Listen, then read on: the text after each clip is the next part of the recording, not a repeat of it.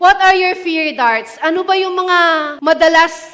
Ano yung struggle mo? Let's make it personal. Evaluate natin po ang sarili natin. Ano yung laging binibigay sa'yo ni Satan? Fear? Pag-aalinlangan? Discouragement? Saan ka tinatrap niya? Temptation ba? O rejection? Kapag na-reject ka, yun na. Wala na. Lahat ng faith mo gumiba na kasi of that rejection. Disappointment? Yung ba yung binibigay sa yung pana ni Satan? Tagal mo nang pinag-pray yun, wala nang ano yan. Pigilan mo yan. Today, God is reminding you, God is reminding us to pick up our shield. Don't drop your faith because the answer is delayed. Don't drop your faith because the road is difficult. Don't drop your faith because someone disappointed you. Don't drop your faith because you don't understand. Your circumstances do not determine God's faithfulness. Focus your eyes on God.